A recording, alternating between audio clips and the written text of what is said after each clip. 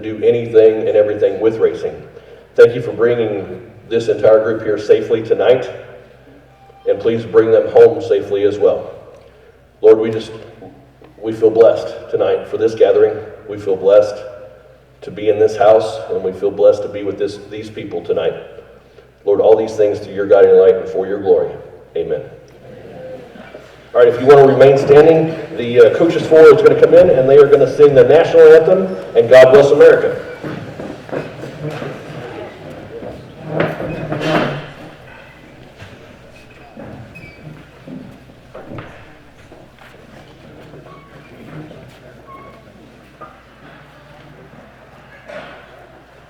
God bless America, land that I love. Stand beside her and guide her through the night with the light from above. From the mountains to the prairies to the oceans, bright with foam. God bless America, my home, sweet home. God bless America, my home, sweet home.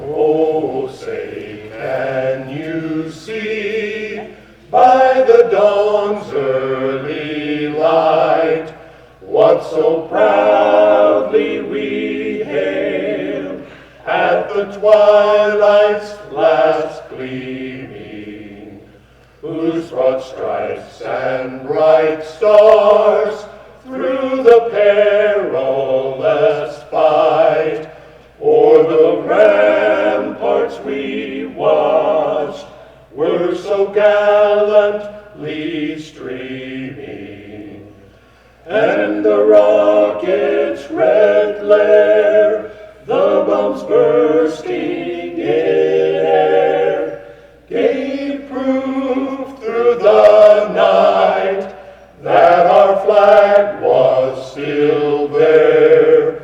Oh, say does that star-spangled banner yet wave o'er the land of the free and the home of the brave?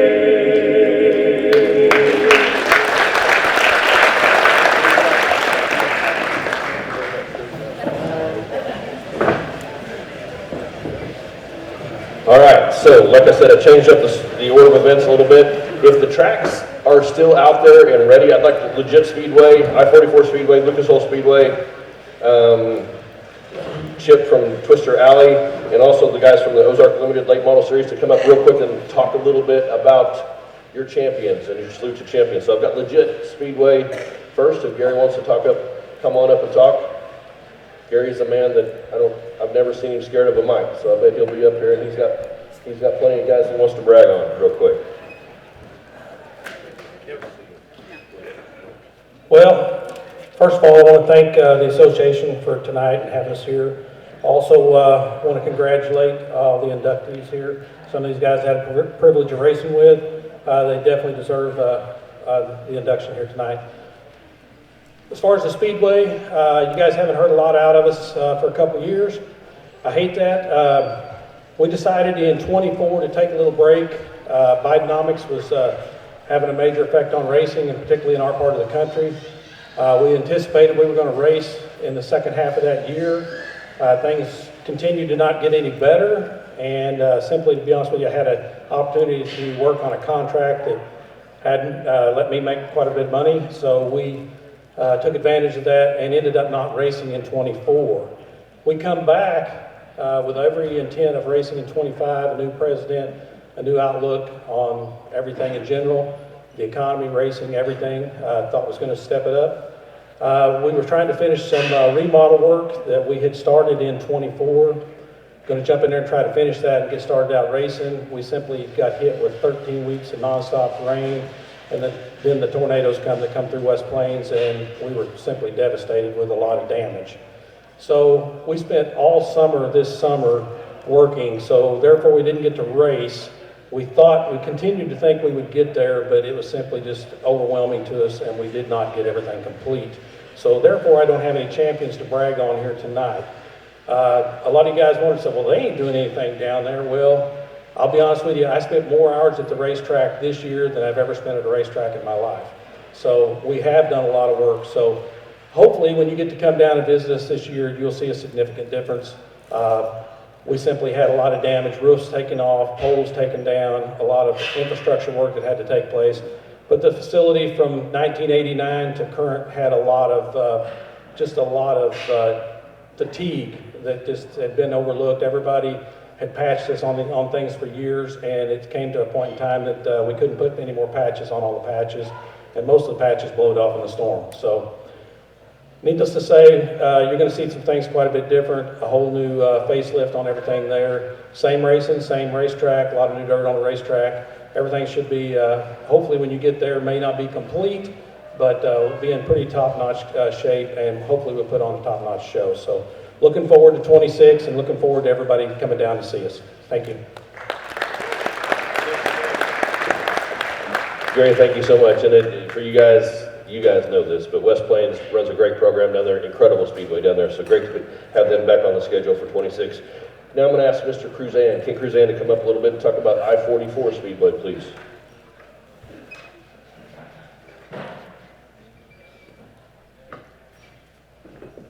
Hello, everybody. Aaron Douglas wanted me to step over here and talk about the track that a lot of you know that the asphalt track is the only one in the state right now. We started racing about 3 years ago. Every year it's been building and building and building. Added a couple of new classes, Crown Vics. I own one. They're a blast. Bandoleros, new little class, and these guys are fast. It's a really, really cool car to get younger people getting involved in racing. Last year our track champion in the late models was Dylan Bates, the car 91. Speaking of bandoleros, Sam Douglas in the number 7 bandolero. Josh in the Crown Vics was Josh Hazel, and Jaden Smith also was one of our winners. And the street stocks was Michael Jorgensen, and the Rolling Thunder, which used to be called the Big Ten, that was Trenton Masters. So anyway, there are booths back there. They would be more than happy to talk to you, give you any information that you would need, want, or desire, and we'd love to come see you. We support dirt racing, asphalt. If you know me, you know I've been around it a lot and love every bit of it. So thank you so much. Ken, thank you very much. I saw a Facebook post of I-44 the other day. Looks like they're going to do zero-turn motor racing out there. So I'm excited to hear who the champion is for that next year, for sure. Next is Lucas Oil Speedway. Mr. Doug Neff is here from Lucas Oil Speedway.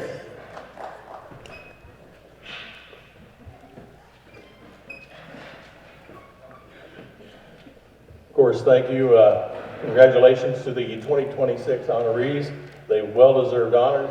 A lot of experience in racing. Glad to see them here. A lot of things changed. A few things have changed. A lot of things are going to remain the same at Lucas Oil Speedway coming up, of course, with the passing of Forrest Lucas and Daniel Orton retiring. Casey Schumann is taking over as our general manager. We're glad to have him along. He has got a lot of experience and going to do a great job. Some things, and of course, he wants to be with fan and family-friendly activities. So it is going to be same as what we've had in the past. We're glad to have everybody come up and see us. A lot of changes are going to be happening, of course, in the campground area, and kids are going to have play on the midways. They're going to put up an area over there. Also, dumpster in the campground for the sewer and the station. Also, beach on the pond and a lot of different things there. And they're going to put up a clubhouse over in the campground area, so they're working on that now.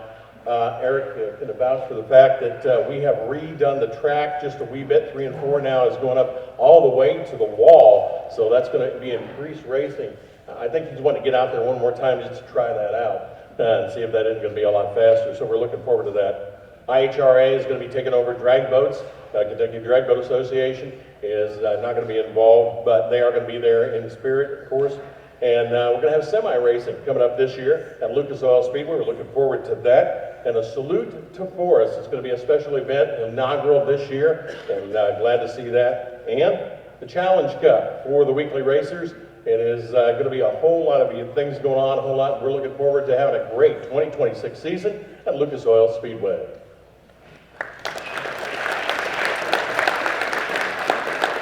All right, always great to have Doug here and talk about Lucas Oil Speedway. Next is the Ozark Limited Late Model Series. Bodie Campbell is going to come up and talk to us a little bit about the 26 plans for that.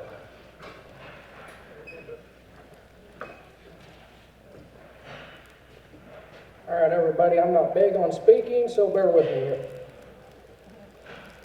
My name is Bodie. I'm on behalf of the Ozark Limited Late Model Series. Now, we have formed this series to give drivers a chance to move into a premier class on a budget. We're going with a truly limited engine package to where a pure stock or a Midwest mod racer can drop their engine into a late model, 0 changes, and be able to race. For the 2026 season, we have 15 races scheduled with 5 different tracks. We have 5 dates at the Nevada Speedway, 4 dates at Arrowhead, 2 dates at Electric City Speedway, 2 dates at Legit Speedway Park, and 2 dates for Callaway Raceway. We'll be starting off our season on April 4th with the first annual April Classic at Nevada Speedway, and we'll close it out with the running of the 4-state championship race at Arrowhead on October 24th. I welcome everybody because we are new. So come on over to our booth. We have pamphlets with the base set of rules. Ask your questions and just have a chat with us.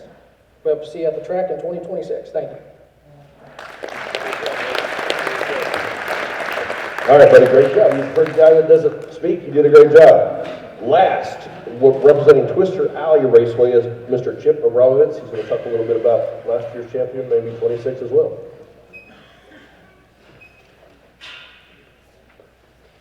Good afternoon, everyone. Hope everybody's enjoying this great event. First of all, I want to congratulate our legends, pioneers, on a well-deserved and honorable award. My name is Chip Abramovitz. I am the promoter of Twister Alley Raceway, which is located in Butterfield, Missouri.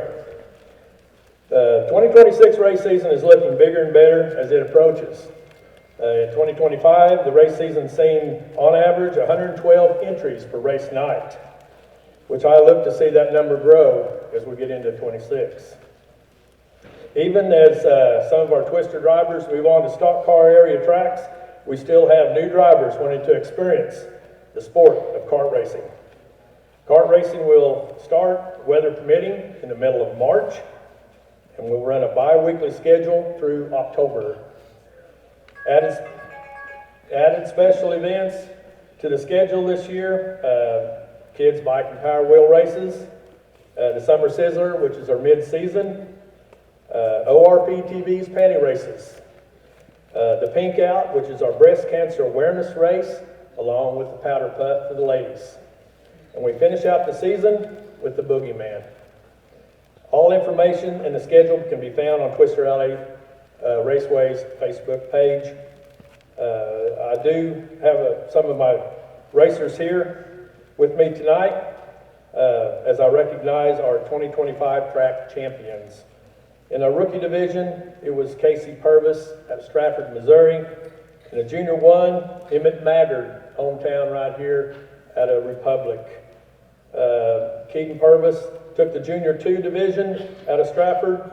Ashton Mizell in the Junior 3 out of Republic. Zachary Evans took the Clone 300. He's a Springfield driver. The Clone 350 to Peyton Pyle out of Wheaton, Missouri. The Clone 400, Marionville, Missouri's Brian Neely. A side note to Mr. Neely, he started in a young age in the juniors. As a youngster, his dad took him all over the United States racing in go-karts. Even raced in Joplin against Jamie McMurray. To his credit, right now, and it's still growing, he has over 415 career feature wins in go-karting. In her stock appearing, in her opens, This man doubled up, he's out of Mount Vernon, Missouri, of Caleb Hicks. Also doubling up in the Predator Light and Medium out of Miller, Missouri, was Larry Levitt. And taking the Predator Heavy out of Pittsburgh, Kansas, was Richie Elbert. I invite you all to come and take in a race at Twister Alley, where the spectator admission is free.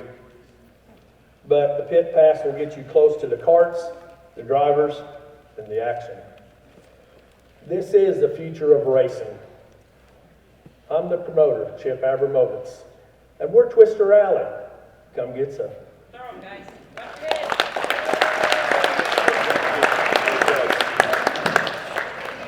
So I always love it that Chip brings his, I always love that Chip brings his champions up here, especially the kids, and shows them off a little bit every year. So let's give them one more round of applause for this year. All right, a couple things I want to mention real quick. Number one, the silent auction is going on over here, and Regina and Ladina tell me they're going to keep that thing going for the length of the show tonight. So if you haven't got to check out some of the things over there, there's some really cool stuff. One of LP's doors off of one of his Camaros, I see a quarter panel off of one of the Asphalt cars as well. TP Terry's quarter panel over there as well. There's all kinds of really cool stuff. A lot of tools that were donated that are stuff that you would find at O'Reilly Auto Parts. A lot of different things over there. So don't forget about that before you go, please. Also, I want to make mention the monument, the donations that you guys have thrown our way tonight is incredible. If you guys don't know the story, we had to move the monument from the Hall of Fame out there. It is no longer in the building it was in. They gave us about 10 days, I think, to get that thing moved. The fairgrounds has been gracious enough to allow us to set it back up here, but there's a lot of cost in moving something that size, that big. So I want to thank everybody that has donated to that fund. And if you haven't and you want to, they've got the box up there up front that we're taking donations. But I want to say thank you to that as well. One last thing, I want to bring the scholarship recipients up here, if we can. If Chip's still, come on up, Chip. Let's do that one more time. So 3 years ago, we established a scholarship fund for young racers, or I'm going to let Chip do this, but for youth coming into that have been in the racing community. And Chip has our winners that he wants to announce this year. In 2024, the Ozarks Area Racers Foundation established a college scholarship program geared towards high school seniors who are local racing enthusiasts. Every year, the foundation committee will choose 2 graduating seniors, male or female, for a $500 each scholarship. The committee will review applications under blind cover and will be graded on a weighted scale emphasizing on interest in racing, volunteer history, leadership, and academic excellence. More information can be found on Ozarks Area Racers Foundation Facebook page, which is pinned to the top. Also, there is forms over on the table that you can pick up if you know a graduating senior coming this May. Our first scholarship recipient started in racing at age 5 in a caged cart. He then moved into a quarter midget. Upon then, he moved into a modified before scaling back to a more financial and affordable pure stock, where myself, as the flagman at Monette Speedway, had the pleasure of dropping the checkered flag on a couple of his Monette Speedway feature wins. His course of study is heavy-duty diesel technology at State Technical College of Missouri in Lynn, Missouri. Our first foundation scholarship goes to Republic High School graduate Ben Chapman, which is his birthday today.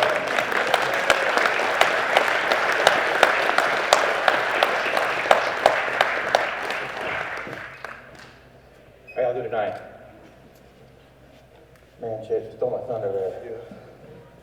I'm going to start off by just saying thank you to the foundation for the honor of their support in my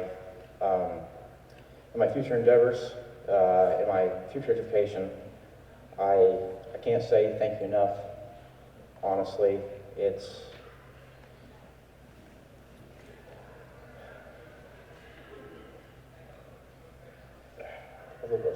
It's it rocks. It's a really different aspect looking at going to school and moving out of the house. And there's a lot of financial responsibility you don't realize that you need, and this scholarship helped with that a lot. And I really appreciate everything they did for me and them investing in my future.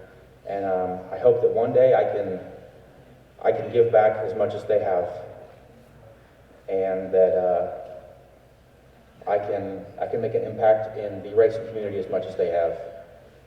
I hope that I can keep racing and keep this sport alive as long as possible. Looking at my future. Thank you.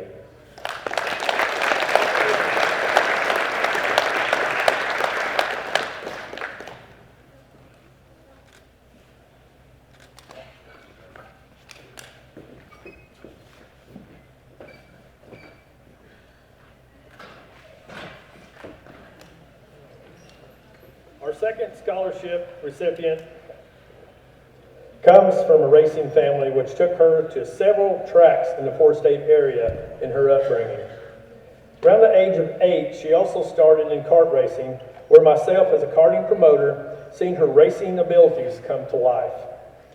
Through racing in the junior classes leading up to the adult divisions clearly showed her commitment to excellence on the track. She is a 5-time champion in various divisions at Twister Alley Raceway. She is heavily involved in racing in the area, as her father being the owner of Elusive Competition Engines. Her course of study is in the business management field at Crowder College in Webb City, Missouri. The foundation's second scholarship goes to Webb City High School graduate Jaden Davis.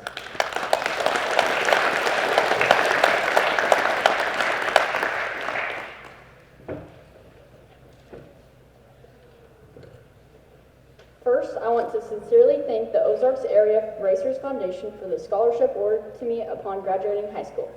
I am incredibly grateful for the support. The scholarship helped me begin my post-high school education and allowed me to take business classes that truly interested me and will help me shape my future. Growing up in the Four States area, racing has always been a part of my life. From a young age, I spent many weekends at dirt tracks, fascinated by the cars, the atmosphere, and the people behind the sport. What started as simply watching races quickly became something that had a lasting impact on who I am today. My dad introduced me to the dirt track life, and through racing, I've learned lessons that go far beyond the track. Being part of this community has taught me perseverance, dedication, and resilience. I've learned how to win with grace, how to lose without losing hope, and how to keep pushing forward even when things don't go as planned. Racing in the Four States area is special. The competition is strong, and many incredible drivers and series have come from this region. Becoming a regular at local tracks, specifically Twister Alley Raceway, means seeing the same people week after week, and over time, competitors turn to family. That sense of community has shown me the importance of sportsmanship and respect no matter where you finish. The Ozarks Area Racers Foundation is doing meaningful and important work for the racing community in our area, and I'm proud to be a recipient of your support. Racing has shaped my values, my work ethic, and my goals, and this scholarship has helped me continue building a future beyond the track. Thank you.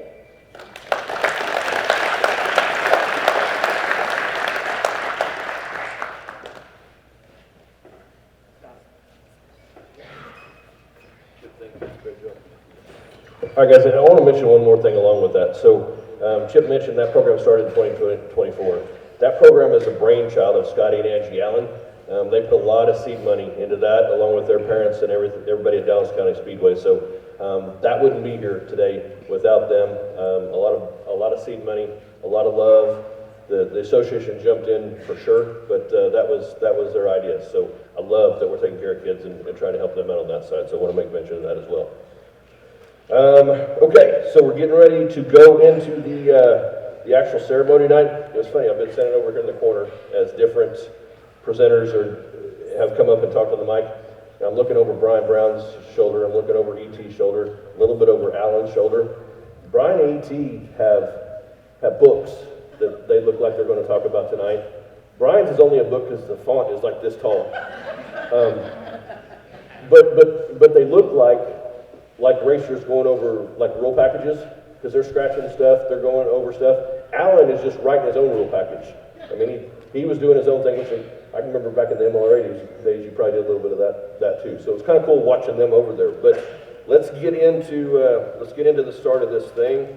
Let me find my notes here. So first off tonight, we're going to induct Mr. Greg Deathridge and Terry.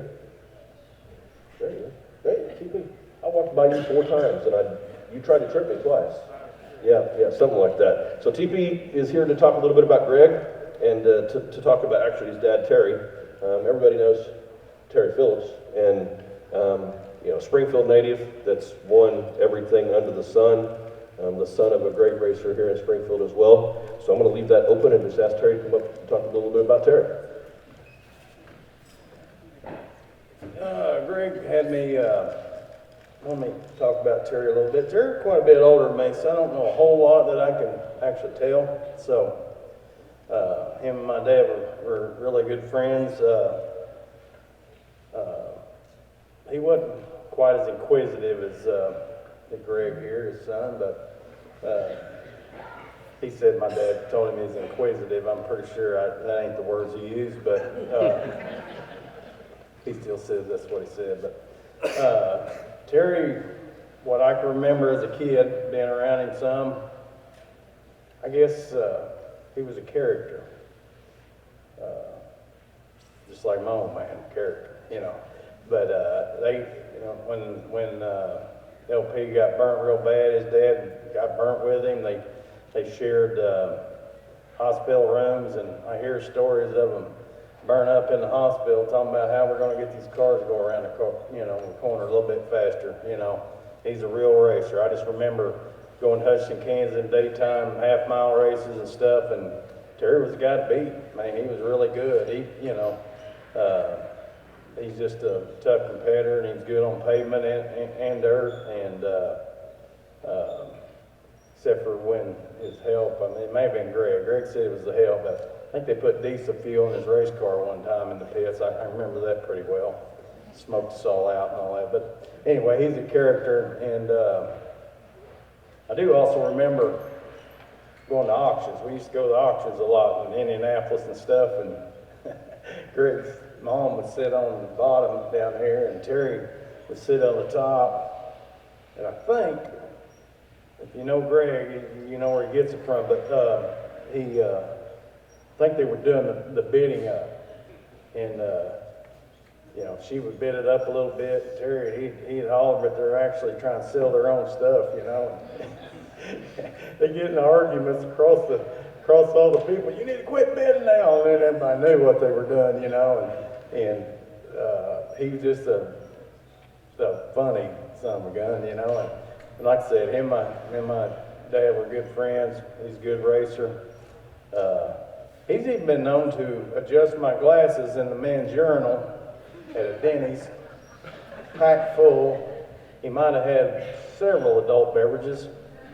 I'm in there after a race cleaning my face, and he gets on my ass about how I wasn't cleaning my glasses right, and he grabs them off my head. We can barely move, we're walking around in there, and he's washing them off. You got to wash them off like that, and he slides them on my head, and I'm just kind of looking around, all these men looking at us, and well, something really weird was going on. Then he takes them off, and he's adjusting them, and he can't even hardly stand up, but he's bending around on my glasses and sliding them on my head, but that's the kind of guy he was. Funny dude. But other than that, he was a hell of a good racer, and he brought this kid around that's bugged me since we were a little kid. Now, me and Greg are good friends, and I'm just glad he was around my dad when he, in trials, I guess you'd say, when you get burnt that bad and stuff, they become really good friends, and he brought this kid around that makes me see to race these days, to try to run with these kids. So anyway, that's what I know about Terry Deathridge. Here's Greg.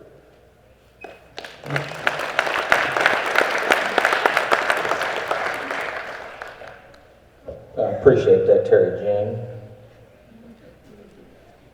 Probably most of you out there don't remember my dad, but he raced here in the 60s, 70s, and 80s.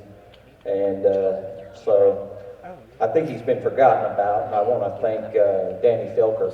He's the one that kind of reminded everybody that he might kind of be deserving. And I want to thank Terry Jean for doing this for my dad. He's a busy guy, but a great friend. His dad and my dad were really good friends, and I'll tell you this, growing up in the footsteps as a legend of Larry Phillips, he turned out just as good of a dirt racer as his dad, or probably better, in my opinion. That's why he's my hero, and he's also my hero because he's not only he's a better husband, father, and grandfather than his dad was. And Terry one time told me the best compliment he ever gave me was, "Your dad's one of my heroes." And when Terry Jean says you got dad as a hero, then that's a pretty good compliment. But my dad survived a lot of injuries, motorcycles, broken necks, 2 burns. There's a fire suit over there. He was burned in with Larry. And he loved racing. Donnie Kratzburg was right to my left, very good friend of mine. He used to tell people if everyone loved racing as much as my dad, they couldn't keep the pit area big enough. So I think we need people like that love racing. Donnie also sold them some wheels that were a little lightweight that night and ended up in the I-70 grandstand. He'll tell about that.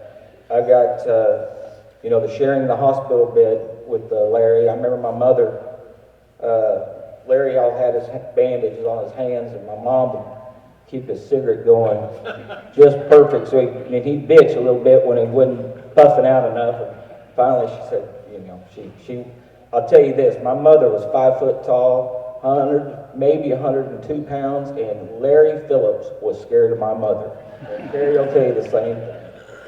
So one time Larry bitched me out one time, and I went straight to my mom. That got handled real good because Larry was scared of my mother, and I don't know of anyone that Larry was scared of but my mother. So, but I want to thank everybody. Donnie Kratzburg, good friend here. We knew we were coming up here, and what does he do? He buys glasses from me, but he wore my competitor's glasses coming up here, so I appreciate that. And you go-kart guys. Hey, Ryan Tim started in a go-kart and won the Knoxville Nationals this year, but I will say he was wearing our glasses, if that helps. Another thing about Ken Esri's here, he's one of my heroes.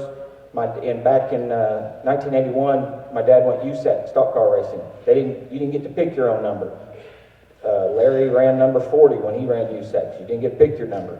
Well, my dad was number 55, and he made sure it was yellow. And he said, "I'm gonna be Ken Esri this year." So Ken buys his glasses from me. A lot of glasses out there. Hey, I got a business card over there. I tell Terry all the time, my son needs groceries next week. So support those that support racing. And Regina said these yellow tags here, I know they got books and everything, but she says there's a shock collar going off when you talk too much, so it's starting to go off. But I appreciate my dad's been gone a long time. 1998, died at 55 years old, Ken Esri. And if you knew him, you know that you liked him. And if you didn't know him, I damn sure will tell you will like him. He loved people and he loved racing. Thank you very much.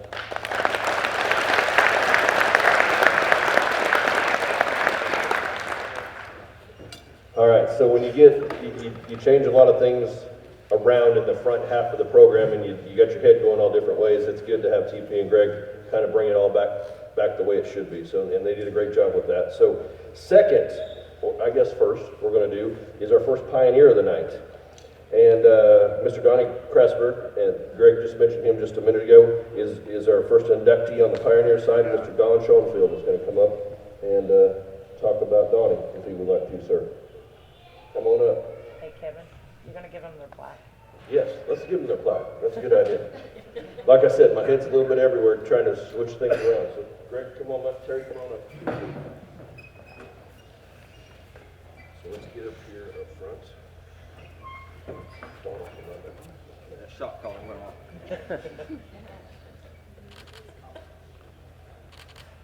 Thank you.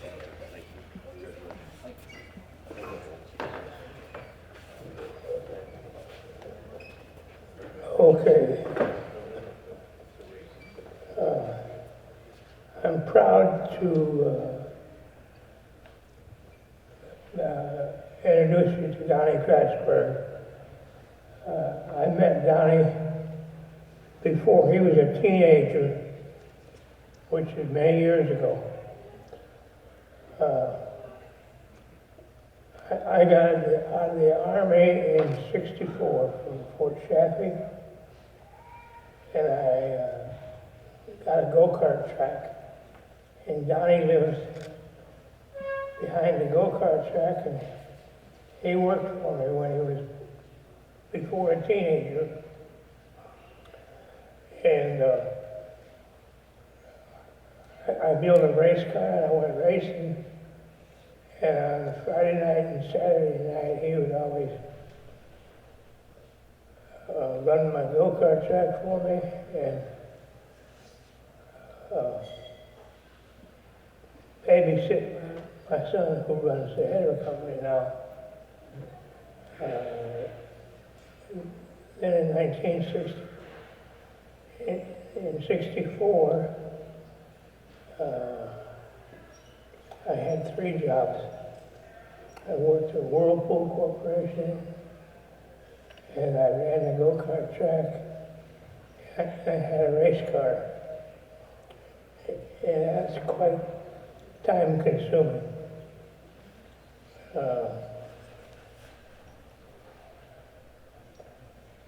Donnie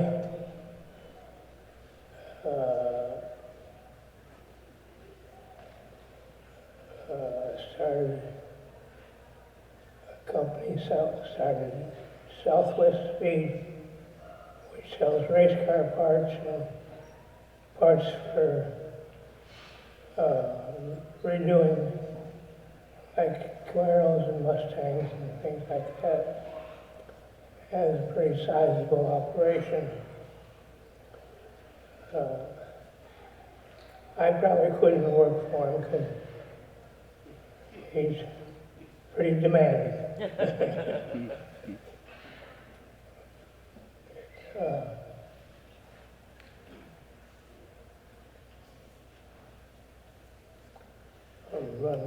What have I got, a 5-minute time limit? As long as you need. It'll probably take me 4 minutes to get back to my seat.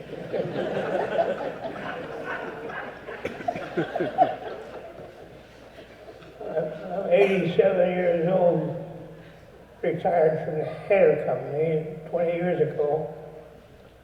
My oldest son runs it now, does a good job, has taken it to the next level, so we don't even discuss company. He just takes good care of me.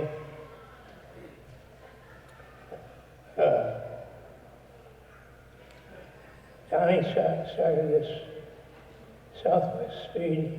He's the founder of it. And he is a dealer for about everything. I recall he started out buying springs from a man named Tom Hamilton out of California, and he'd worked this out where he could get just a couple of days delivery by ship from I think it was a Tuesday, and they could meet all the truck lines where he could get them in just a couple of days. Otherwise, it would take him 2 weeks to get them. But Donnie's the type of person that would research something like that. He has built a great business, and he's worked for me from when he was probably 8, 9 years old until he went on his own. He opened up a garage, and he decided he wanted to get in a parts business. And He's done a great job in the parts business. I'm proud to introduce him at this time because he's done a great job with the Southwest Speed. And you've heard enough of my bull. I'd like to just introduce Donnie.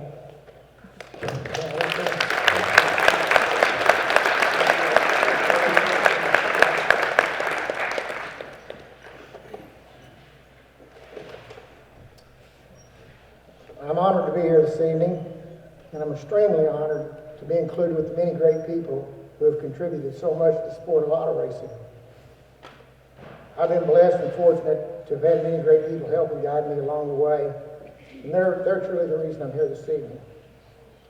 Starting with my parents, who were instrumental in shaping and forming my early years and teaching me values and beliefs and giving me tools that I use until this day. My parents were exact opposites in many ways, so I received a good look at both sides growing up. And they always supported me, no matter how far-fetched the endeavor that I thought we could accomplish. Don Schoenfeld Headers. I got a wealth of information from him, engineering, mechanics, manufacturing. I moved to Fort Smith in 1966, and the go-kart track was halfway between our house and the boys' club. So I made it a stop there just nearly every afternoon. And at 11 years old, you can't go real wrong with go-karts and race cars. And he built a super modified there in the building and maintained it there. And he taught me how to maintain the go-karts, keep the oil changed, and answered the million questions I asked him about the go-kart, about the race car, about the super modified. I've always been indebted to him for that. I learned a wealth from him.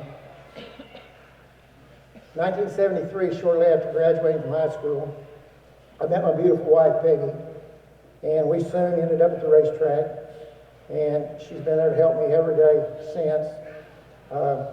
Ups and downs, whatever it is, she's there working just as hard every day, trying to push us forward. And when we raced what we had funds for.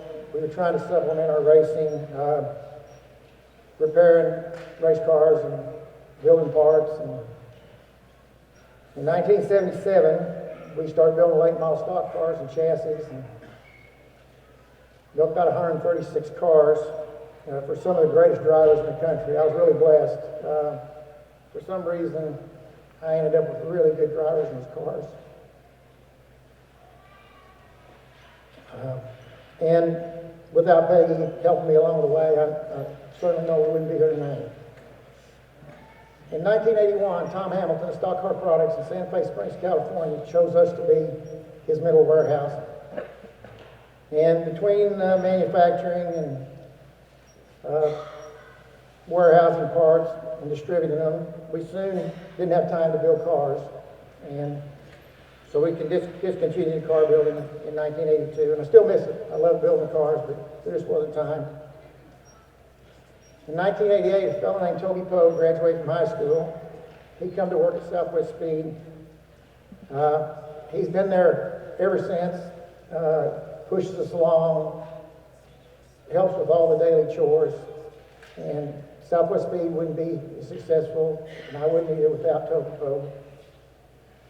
My son, A.J. Kratzburg, was born in 1980, and he graduated from the University of Arkansas in 2003 with honors, and joined Southwest Speed full-time then. Although he had worked there since he was an infant, he was counting parts at the age of 3.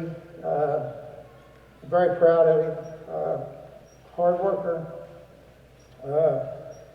And he's got us into the new century with computer age, the marketing, and he's the reason that we ship worldwide.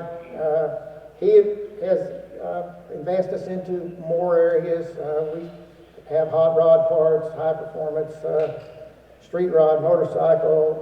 He even handles some daily driver stuff. Pushes us along, keeps Southwest Speed running. He is Southwest Speed now. In 2011, AJ married a very special lady, Katie Schluterman, and we've been blessed with 3 adorable grandchildren, Allie, Maggie, and Connor.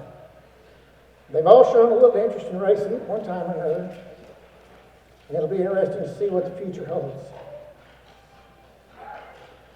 Throughout my career, I've had many thousands of people who have helped me and supported me in so many different ways, and it just wouldn't be possible to name them all in the time that we have. But I'm indebted to each and every one of those people that helped me every time. And like I said, I had very many good people along the way to help me. Without them, I wouldn't be here. I did know Terry Deathridge, and he was a good racer and a good fellow. He also helped me a lot. The racers that I had out across the countryside, they sent me the business. I ended up with a lot of business with no advertising, just word of mouth. And I'm indebted to each and every one of them. Without the great racing community, none of this would be possible. Please try to support your local tracks. God bless you and be safe.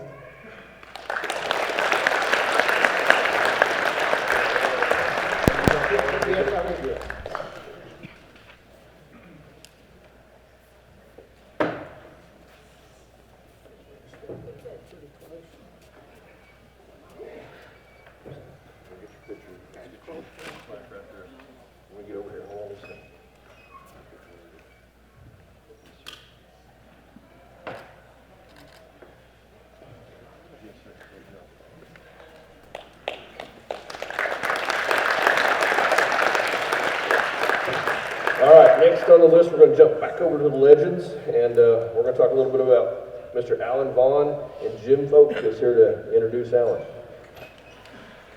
Sorry, Jim. Well, thanks for having me. I grew up going to the racetrack with my family, and I didn't meet Allan until well after his racing career was mostly over. So we kind of met at a car show, and it was kind of interesting. We got talking, and he said his name was Allan, and I'm talking to him, and he later on said, "Oh, I drove late models." And I said, "Oh, are you Allan Vaughn?" He goes, "Oh, you remember me?" And I said, "Yeah, of course." I said, you were aggressive." He kind of got a little defensive. He goes, "Well, I wasn't dirty." And I said, "I didn't say you were dirty. I said you were aggressive," you know, and I think a lot of us liked watching Allan because he was aggressive. But I'm going to talk a little bit about Allan here. He kind of told me some things that, you know, I want to talk about. But Allan, you know, grew up around cars, watching his dads and friends working on hot rods and drag race cars. But dirt racing was never really part of the plan with Allan, but speed absolutely was. And Allan, as a young man, found plenty of ways to explore that.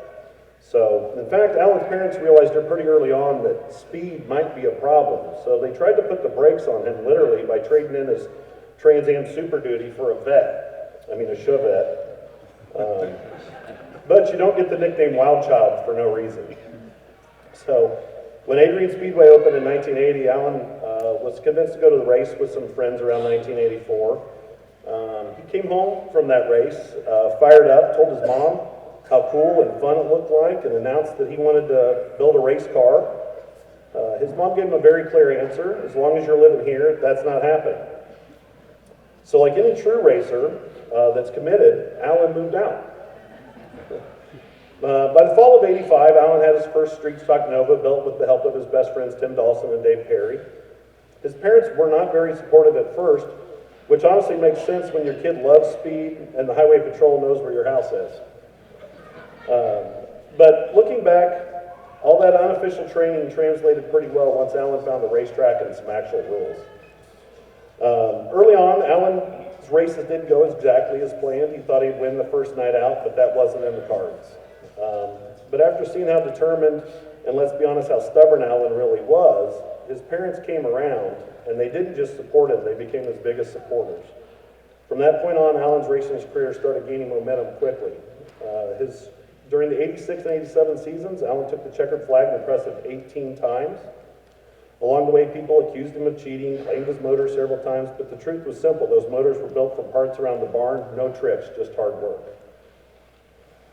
At the end of the '87 season, tired of having his motor claimed, Allan sold his street stock and moved on to the late models. Financially, probably not his best move, but late models require a lot more money, than Allan had at the time, but once again, his family stepped in with the help of his mom and his stepdad, along with Bob Gates, Sam and Sue help. Allan made it work. And it paid off fast. Allan won his 5th night out in his late model at Nevada Speedway, defeating Hall of Fame driver Ron Bolin, who just happened to be on a 32 race winning streak. That's a pretty good way to get started in a late model. And he still got the trophy around they gave him a trophy for beating him that night. So, but after winning a few features at some local tracks, Allan started branching out into some special events in the newly formed MLRA in 1989. He earned his first MLRA win at Flippin, Arkansas in either 1992 or 93. In 94, he won 2 more races with the MLRA, and he also missed a few races that year, but also finished second in points. Then in 1995, Allan won his first MLRA championship. Over the years, he went on to capture a total of 5 championships with the MLRA, 95, 02, 03, 04, and 07. Allan's not really sure how many victories he has across all the races and the local races he's run, but it's probably between 250 and 300 victories. You know, Allan will be the first one to tell you that none of this happens alone, from his parents who tried to slow him down with a Chevette, but ended up being his biggest supporters, to his friends, crew members, sponsors who stood by him. Allan's story is really about family, and when Allan talks about his racing career, he talks about how his father Jack was there every step of the way, and how he had the coolest dad in the world. So, tonight, let's welcome Allan.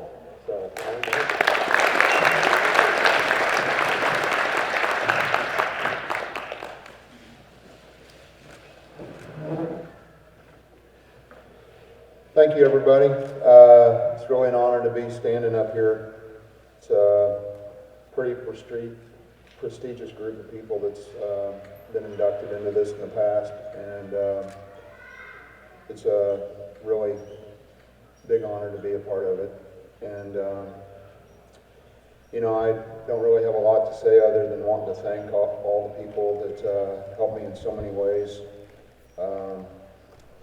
I had a hand in my racing career, and my sponsors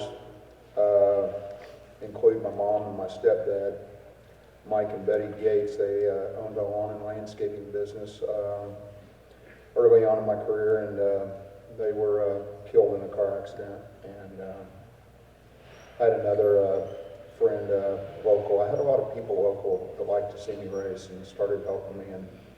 And one of them was Bob Yates, Young Cleveland Excavating. And Bob started helping me, and he said, you know, I don't think we have enough money to get this thing going. He says, so let's go talk to Sam Hill.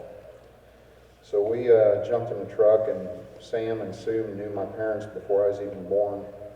And they were family friends, and they are family. And so we went and saw Sam, me and Bob and another friend of mine, Randy Davidson. And anyway, so Sam, he said, yeah, he'd help us. So they have a very successful turf farm, and they've, I think, third generation now of that, Sam and Sue and their son Sean, and now their son Slater, Sean's son Slater. And they've just been a huge help throughout my career, and helped me from pretty close to the beginning to the end. And I acquired sponsorship with the Nut Hut, Joe and I, Nell Newman,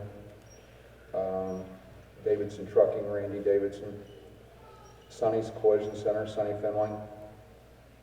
I have you know, help from a lot of different manufacturers and people that supported the sport. And we had a lot of product sponsors as well, product sponsors that helped our series that we raced with. And but the guys that helped me, you know, was Larry Shaw Race Cars, GRT Race Cars, American-made race cars, Anderson Racing Incorporated Racing Engines in Grandview, Missouri. Built some of my first late model engines. And then we started running with Russell Baker Racing Engines out of Miami, Oklahoma, and he's inducted tonight as well. Hatfield Racing Engines, Smitty's Racing Engines, John Clark Racing Engines, and I'd like to thank all my crew members that helped me keep the car on the track consistently. My dad was my #1 guy, and he passed away in 2003. And some of my childhood friends helped me get my first car going, Dave and Tim. And Cowboy, Randy, Bob, Mike, Steve, Bear, Paul, Brian, Joel, Lacey, and so many more sponsors and friends that I don't have time to list them all. I'm really sorry if your name wasn't mentioned, but everyone knows who you were as well as I did. And one person I haven't mentioned that really helped a lot was my dad's wife, Judy, my stepmother. She took care of a lot of things when we were on the road, home, and allowed my dad to have a lot of time with me. And I just want to thank all the guys that helped me, their wives, and it takes a lot of time. And I just want to thank everyone.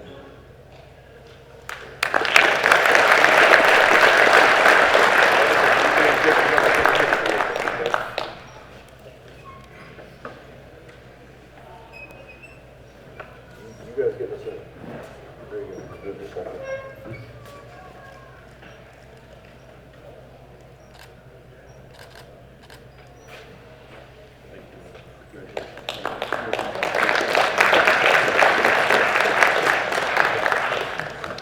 Okay, looking at the list here, we're going to go back over the Pioneers real quick, and I'm going to ask Mr. Jeff Albright to come up and talk about Melanie Win, please.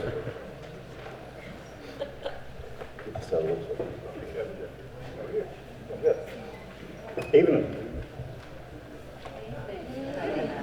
There you go. Wow, just 2 short years ago, I was standing up here receiving that award, so back up here I am again to help introduce somebody. It's quite an honor for me to be able to do that. So, kind of give you a little background on how Melanie got here. She informed me tonight it wasn't 15 years ago, it was 17 years ago that she started this venture of photography within auto racing. She has now become one of the cornerstones in Southwest Missouri as far as picture and photography and making sure that your moment is grand in Victory Lane as well as your heat race and maybe an altercation you might have had on the track, which I haven't really seen too many of those. So, always professional in what she does. A lot of times she is the first responder out there on the track that gets to you when something unforeseen happens. Never hesitates to jump in. Some of the tracks that Melanie's been involved with is Springfield Raceway, Midway, Urbana, Lucas, Lake of the Ozarks, Monette, I-44 Shootout, hope I got that right, Bolivar, and yes, even the Dome. She's always around with a lens to capture the moment for us. Keep in mind, and if you look behind you, we won't have those memories without her or any photographer at the racetrack. So she's always done a great job within our motorsports. Something else you might not know about Melanie is she's also a horse lover. She's been around horse racing, or not horse racing, but horse showing for many, many years. 20 is what my notes say. Something else that she has behind her name is a grand champion within that. That's quite an honor. Lasting impact, she's been married to Chris for 35 plus years.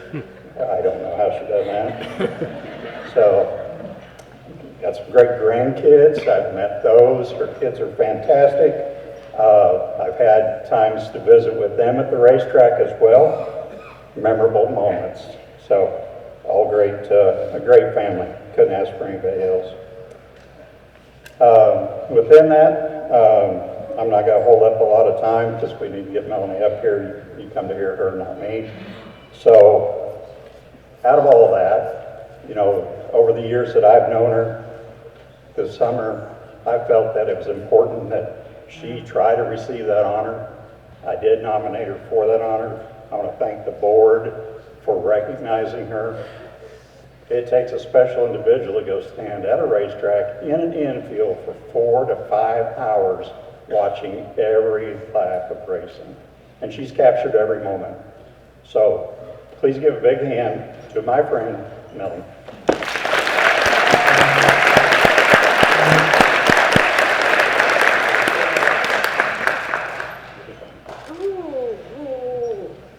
I don't usually do this. I'm the one that's taking pictures and not talking.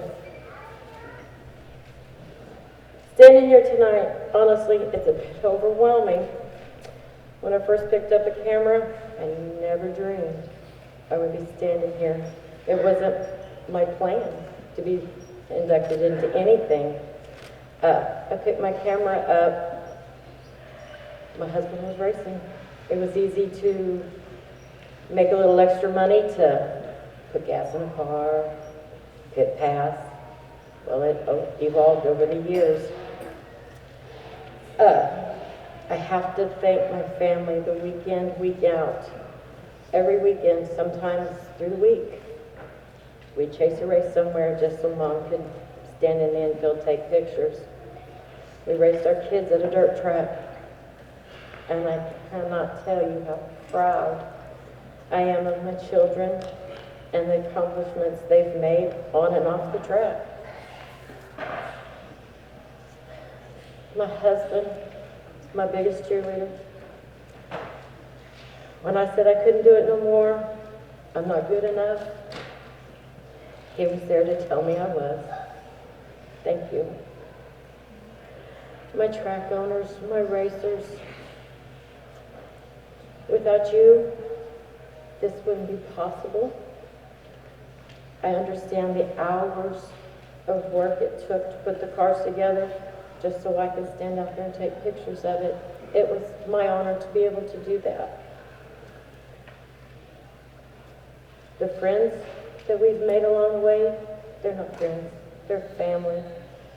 My best friend, I met at a racetrack. Thanks, Kathy. Thank you to the organization for accepting me.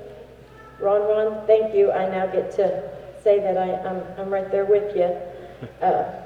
I learned a lot from him. Brian Gilmore.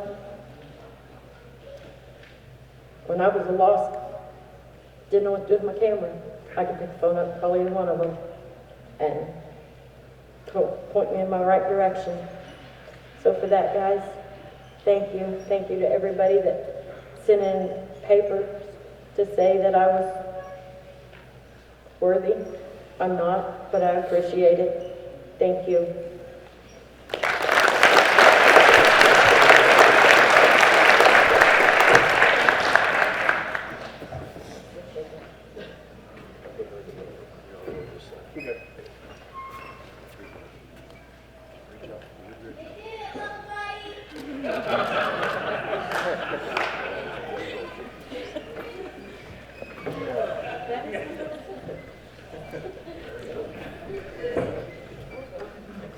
All right, coming on through the program now, we're going to go back over to the legends, and our next inductee is Mr. Eric Turner, and Scotty Allen's going to come up and say a few words about Mr. Turner.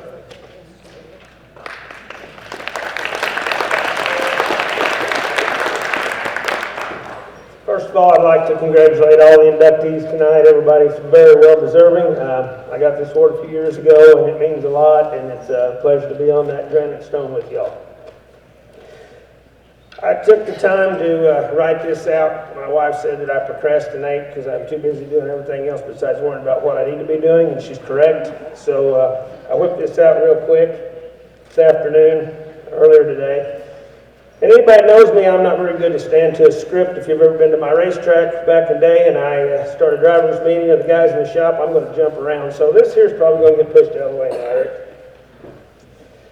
When he asked me to get up and do this, there was a whole lot of memories that popped in my head. I met Eric in 1997. He was right out of high school.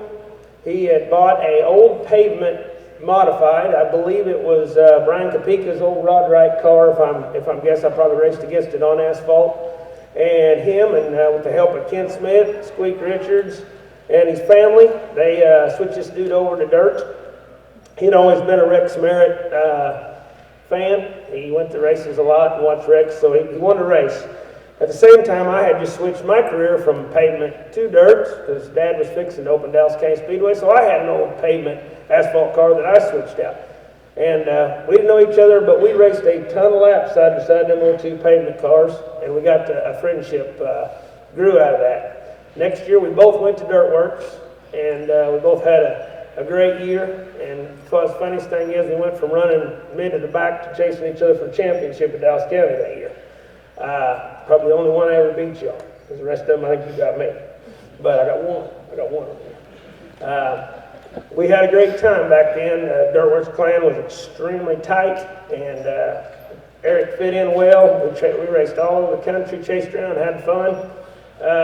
There's a ton of stories, and I was all pumped up. Boy, I got Eric this one. But the more I get to thinking about these stories, unfortunately, a lot of them is going to incriminate me as well, and I don't believe that's a wise decision, so we're going to leave a lot of those in the past and not talk about those stories. But we had a lot of fun, and in 2003, I left Dirtworks, and Eric, he had enough faith in me. He joined me and come down to Autosports, and we hit her pretty hard right out of the gate, and damn near won the Justin Stanfield the first night out. We got in the rubber, and it was a little tight, but we run a good fourth to start our run with some of the best mud guys in the country, and Eric always made my hot rods look really good, and that old black 99T, you knew when he was pulling up. We had a lot of fun, we raced a lot of laps. But he always had that late model aspiration. And we was building a car for Richard Foster, and I kind of forgot this, and Eric reminded me. And Richard had come to the shop to get his car, and he still had his late model. And I think Eric was probably running the shop that day, and they got to talking, and Richard gave me a shot running that late model, and got in it. And Eric does what Eric does, and he made the best out of it, and he turned some heads. And after that, he won some MLRA races. He won some Mars races, run for Steve Russian, had a good run there, ran for Panel Motorsports, ran for Terry, amongst others, and had a very successful late model career. Eric, one thing I always said about Eric, we raced, there's a ton of pictures in my house, and we're side by side. And I always said that Eric would come over and I'd work on his car, and I'd put him in my car, and I could run second, he'd go in, and make me mad every single time. But I always said he had more natural talent at that time than anybody I'd ever seen in a race car. And the only way I could run with him was I had to work my ever butt off. The problem was I worked on his too, so he got the best of both, and he outran me, amongst a lot of people. He's won over 200 races. He's had a great career, multiple track championships over the years. He's won in everything he's ever drove. It doesn't matter if it was a late model, modified, factory stock. One night at Lucas Oil, he won it all three the same night. Jumped from 1 to 1 to 1 and won it all. That's very impressive and very difficult to do that, and it's hard to race two cars that night, let alone three, let alone winning all three. In 2021, he came back down to Autosports, and when he said he was quitting this year, I'll be honest, there's a big thing that I'm sad about that, because I don't race with him no more, which I don't race a lot anyway, but selfish me as a friend, I'm glad that he quit my stuff. And my own personal career now in Autosports, I don't see it the same without Eric Turner. So I'd like to induct my very good friend from 30 years, Eric Turner.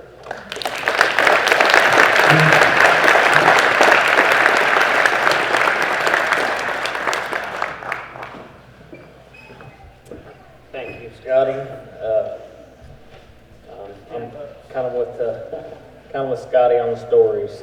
We all got a lot of stories. There's probably a couple of us up here that could tell a lot of stories on each other and incriminate ourselves. So I'm gonna stick to the script here a little bit. And I want to thank everybody. It means a lot to me to be inducted into the Hall of Fame. Being up here is something I never dreamed I would be able to accomplish. Dirt racing for me was a lot about winning, but it isn't everything about winning. It's about the people. I look back over the 30 years in this sport, and what stands out the most in this checkered flags, it's the people that got me here. And I'm really blessed for the people that got me up here, because I didn't do it alone. And I've got a couple of them up here with me right now, with Scotty and Terry, that did a lot for me. There's a lot of individuals that helped me do this, and couldn't do it without them. It belongs to them just as much as it belongs to me. And I want to rattle off some of them here. And I want to thank Rex Merritt, and Scotty and Angie Allen, Terry Phillips, Steve Russian, Richard Foster, Richard and Christina Smith, Terry and Lisa Panel, Denny Woodworth, Mike Clark, Dan Corum, Austin O'Neill, Rob Pitts, Brian Ewing, Uncle Larry, and Jimmy Dean. Each of these people played a big role in my racing. Don Howe, Harlan Kennedy, these are guys back in the very beginning that helped me when I had nothing. Hatfield Racing Engines, Park, Tony, thanks for the horsepower, the knowledge, the trust, Eagle Machine, Bill Swafford, Mike Striegel, Chris Davis, Joe Garrison, Forrest and Charlotte Lucas, Matt Jennings, Clonch, Don Babb, Randy Little, Billy Moyer, Phil Fry. I want to really thank Terry and Lisa Phillips for giving me a place to live when I really jumped out on a limb and quit my job. Lived in Terry's basement for, I don't know, a couple of years. I think I still owe him some rent, but I'll get that to you. But anyway, had a lot of good times there, and there's a couple cars there I had in there in the era with him. They told me we had the same shocks on, but I still think they weren't the same shocks. But I think he had better shocks than I did, but another story. But Hermitage Lumber, Luke Soul, Panel Chipping, Smith Equipment, Kenton Smith, Squeak, All About Paul's, Wendell Stewart, his daughter Shelby. Thank you guys for all believing in me, sticking through it, the good and the bad. And I'm very blessed to be able to race and all the stuff that I've done. And probably my highlight is what Scotty mentioned about was winning in all three classes that night and in different cars, and I'll never forget it. I've got to race all over the place, and from winning to losing to getting DQ'd once or twice. I always say it wasn't me, it was either the car engine builder or the car builder's fault. I don't know who it was, but it never was my fault. But I loved racing, and that was what made it special. I was fortunate enough to get to work a little bit with Roush Yates and in their ambassador program, and met a lot of really good people. It was just amazing to meet the people, and these people that helped me get where I am right now, or open those doors for me to get to meet those people. And it was just a lot, and I could stand up here and rattle forever about it, but the person I probably had to blame for this is Rex Merritt. When I was a kid, I used to go to the races a lot with his mom at Bolivar and Lebanon and watch him. One day Rex gave me a picture and he wrote on it and said, "Get out of school and go racing with us." I still have that picture today. And I was hoping Rex would be here, but because I'd like to blame him for my entire life, basically. So, but he's a very important reason for what I've done. My mom and dad, thank you for all the sacrifices you've made and the worries and everything you've carried out in me, and trusting in me and not trusting in me. My brothers, Brad and Richard, thank you guys. There's a special person that I really want to thank that turned out to be my best friend that Terry introduced me to. His name is Patrick Johnson. He turned out to be a mentor to me, changed my life in everything I do beyond racing, and just put things into perspective about what the sport's about and what life's about. And I miss him every day, and I know he's up there looking down on us, and this honor carries his name with us too. Racing's like a family, so to everyone that stood by me and when racing was demanding, thank you for being patient and understanding.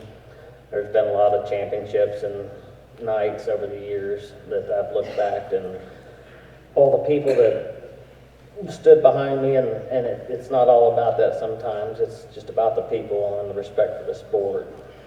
to be inducted to the Hall of Fame is more than recognition. It's a reminder of how lucky I've been, lucky to compete and lucky to be surrounded by incredible people, and that includes all of you guys and all the racers.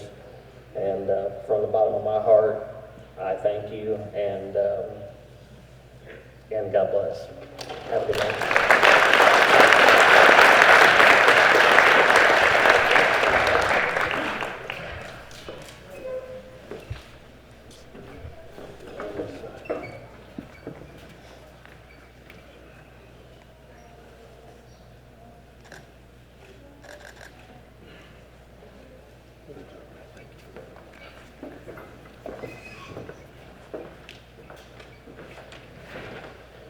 Okay, next, we're going to jump back over to the Pioneers. We're going to talk a little bit about Mr. Gene Morton and his accomplishments and what he gave back to racing. I'm going to ask TP, I'm going to ask Terry Phillips to come back up here and talk a little bit about Gene.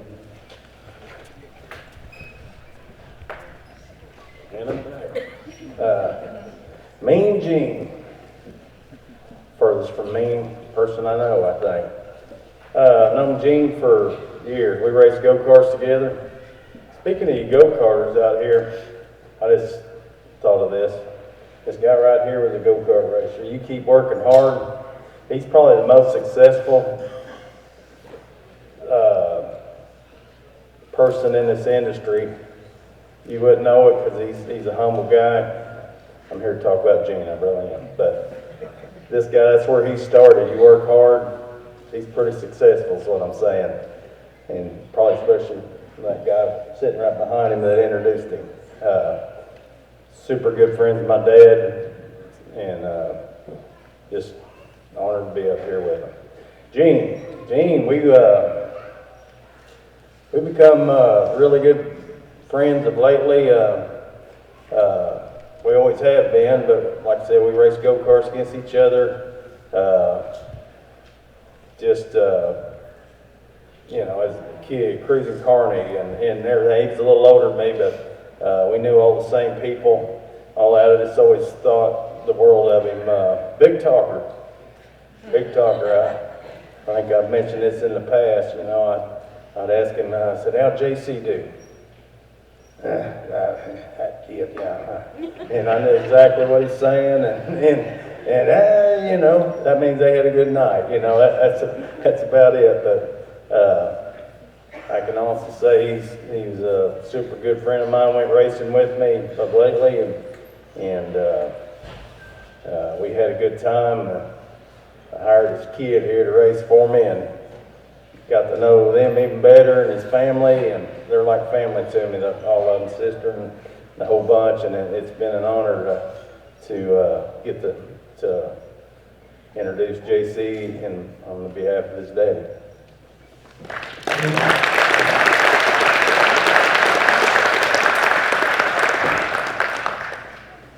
Man, Ryan, this sucks. No. So I'm just here to take this on. Good evening, everyone. Tonight's just a special night. We're here for celebrate just not speed, trophies, and checkered flags. It's heart and dedication and a lifetime spent chasing racing. Here to honor my dad. He wasn't just a racer. He was an impact on Missouri racing. Went behind from racing to working at the racetracks, well, multiple racetracks. Used to announce, was a race director for Randy Mooneyham. He's back there in the back. We talked earlier tonight. Whether it's behind the microphone calling the race or the race director, the front stretch guy, the pit steward, whatever it was, he wore many hats at the racetrack. If anybody had ever heard him announce a race, he knew it all.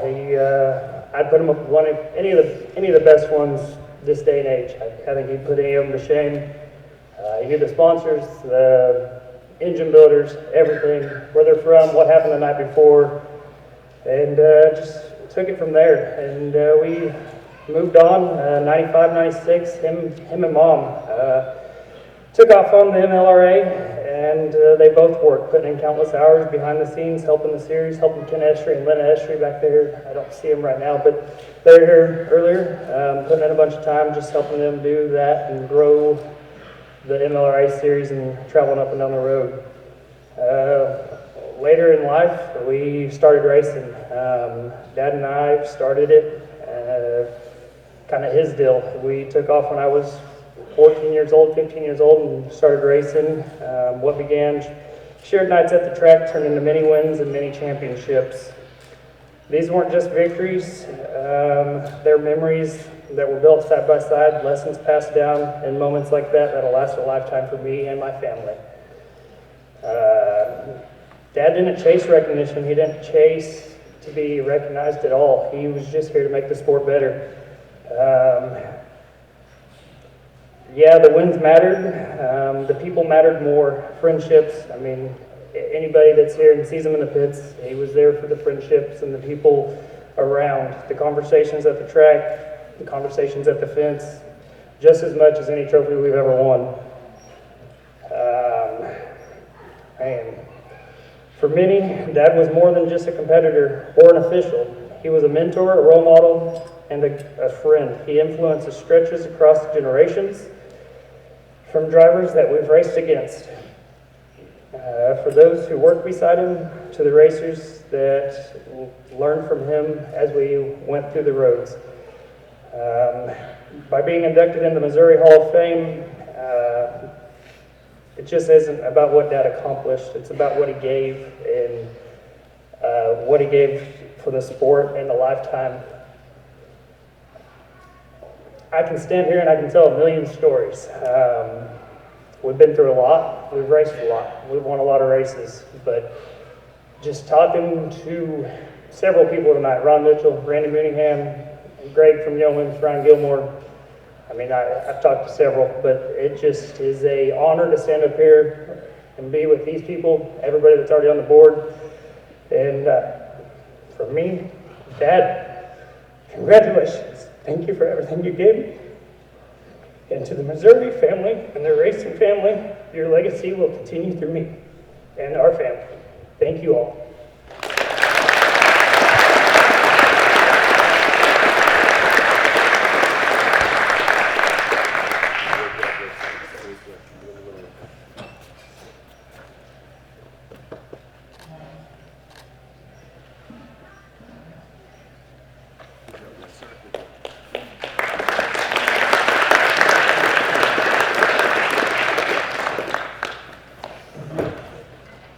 Usually I don't like to say much of these things because this is all about, I just like to sit back, shut up, and listen to these guys. And I could listen to these guys all night long, but I sat over there thinking about how blessed I've been. Number one, how old I'm getting, but how blessed I've been through the years, because there's almost everybody on this stage that I have a tie to, from starting the O'Reilly, the motorsports program for O'Reilly's and the 40-some series that we've had back in those days. Allan Vaughn has been in my winner circles. Eric Turner's been in my winner circles. Eric Turner actually drove an outlaw sprint cart for me at the fairgrounds. Actually, it's an event I was promoting at the fairgrounds that night, and I called him the day before and I said I was going to drive this. I ain't got time to drive it. He showed up. He won the race. He took off with the money. I have no idea how much money I gave him that night, but he actually drove for me. Brian Brown has been in my winner circles before. Scotty Allen's been in my winner circles before. Lucas Henley has been in my winner circles before. On cars he's turned wrenches on. I think about over on this side, and I think about the ties for racing. There's many cars in my winner circles that have had Southwest Speed on them, had Schoenfield headers on them, had Baker Racing engines on them, had Deathridge optics on them. It's just cool to see pieces come together. Miss Win has shot pictures at some of my events before. Gene Morton actually worked for me at Bolivar Speedway. JC's won races in my pieces before. So Jeff Albright's never been in a winner circle before, but he was running tech on the backside, making sure these guys were legal when they got through the winner circle. So I've been so blessed through the years, and it's cool to just look around here, like I said, think about how old I'm getting. Number one. Number two, see all the ties through here and all these great guys that are up, men and women that are up here tonight. So I thank them, and I congratulate them as well. So we're going to go on down the line here. Our last legend tonight is Mr. Brian Brown, and I mentioned Lucas Henley a minute ago. Brian's going to come up here and introduce Brian. Or Lucas is going to come up here and introduce Brian.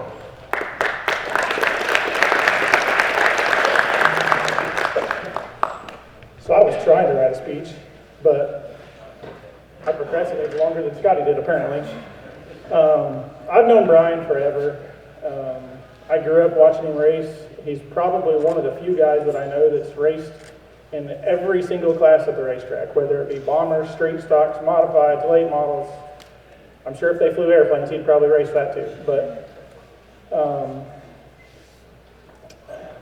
I was going to tell a Brian story, but usually that's going to incriminate me also, so I'm probably not going to incriminate myself on that one.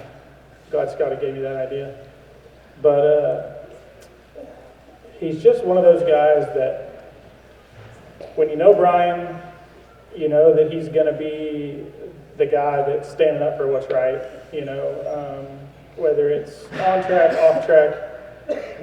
He is pretty vocal at times about making sure that things are done the right way, and you know, I've always respected that about him.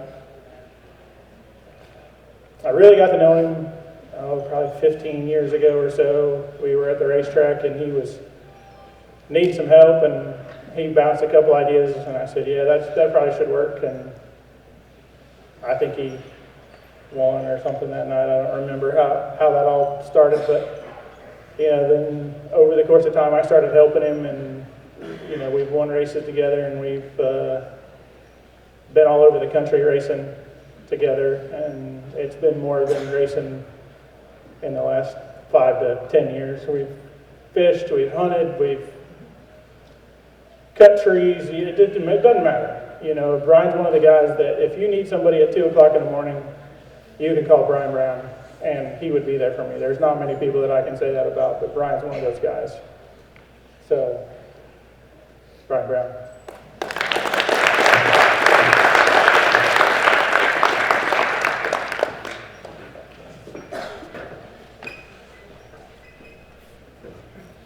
Good evening, everyone. Thanks for coming out to this event. My racing journey began in '92 with some buddies. I bought an old Malibu to race it as a bomber. We drug it out of a field. I give $50 for it. It had a tree growing up through the roof, and we couldn't get it to pull out of there, so we cut the tree out, got it home as a rust bucket. It's a death trap. A friend of mine had an old dirt mod, and it was, I don't know, it wasn't any good for anything, so we cut the cage out of it. Well, we weren't fabricators at that point in time yet in our racing career, and there's no way they should have let this car race. Now I'm telling you, like, they cut the cage out of this, and it rattled driving it down the road. Like, it was not good, but got it all done, raced it like 3 times, won the 4th time out, and I was hooked. It was absolutely the worst thing that could have ever happened to me. Going back in that time, I never thought I'd really ever race anything like in an upper class. I just did it because my buddies did it, but you get one taste of those $7 trophies, and man, they're nothing short of a drug, and they make you make bad decisions, spend lots of money. I never dreamed of standing here at this podium in front of you all, babbling about my past, but I am, so here I go. 8 states, multiple tracks, every class of car on pavement. I am a pavement guy, as most of you know. I did do the dirt mod deal for 4 or 5 years, and pretty well was horrible at it, but it did have a little bit of success in it. And that was really gratifying, because at the time, a lot of people don't realize, the only reason why I did the dirt was I-44 went to dirt and Bolivar went to dirt, so I'd made thousands of laps around the pavement and could do that blindfolded, but not so much on the dirt there. Took me a minute. What? It's the same circle. Yeah, thanks a lot. Thanks for the vote of confidence there. We appreciate you. Yeah, good night now. In this room tonight, all jokes aside, some are here, some are not here, weren't able to attend, some have passed away. I've been fortunate enough over the years to meet and make friends from all walks of life, all backgrounds, all different personalities. Racing has given me opportunities and experiences I've would have never been afforded otherwise. It allowed me to get to know, become friends, and get close to LP. Eisenhower's, names like Johnson's, Ropers, Newell's, Allen's, Spuds. I could go on for hours on that, along with so many other names that we all know and respect. I've been asked a couple times before, especially in the recent light of the NASCAR debacle, and people ask me what my opinion on that is. I would argue and dare say that this area in the Midwest, Southwest Missouri, and so on and so forth, has the best talent anywhere in the United States. The proof of that is etched on that granite from the past and what will be there in the future. Since I'm up here, I'd kind of like to address a little bit of the future of the sport, our youth. I think it's so great that we were able to hand out these scholarships. I think that's an absolute great thing to start and get going. But how times have changed. Gone are the trips to the salvage yard, pressing in and out of ball joint, run the screw in ball joints, you pressed them out. It sucked. Getting to a tire shop to give you some old takeoff street tires for bombers, that was a win, man. Those little things like that meant so much. Fast forward to present day. Now it's ordered on Amazon. Buy it somewhere ready, already fabbed up, ready to bolt on. Next day air. I'm guilty of it. I know everybody up here is guilty of it. However, those early lessons taught me about hard work, figuring out a way to cut a ball joint out, figuring out a way to torch a nylon bush or a neoprene bushing out. It taught me that work ethic and value, and to race with respect, because those ball joints suck to pop out. Gone are the days of true bombers. Those cash for clunkers, those cars don't exist anymore. In are the days of seemingly 15 different mod divisions. That's fine. But I've learned so many lessons over the past 30 years. And I would just like to think that I've earned the respect of my fellow competitors and fans alike. To those of you that truly know me, you know I have a thought and opinion about on any topic. Excuse me. But just know it was only out of sheer passion for the betterment of our sport and to grow racing as a whole. Support businesses that support local. Chris Davis is here. Greg Deathridge. Support businesses that support local. I cannot tell you how in the 90s that was such a fan following. Everybody, they would go to Mo's shop because they saw him on some guy's car. That means a lot. I think that's kind of got a little bit lost, but please support businesses that support local racing.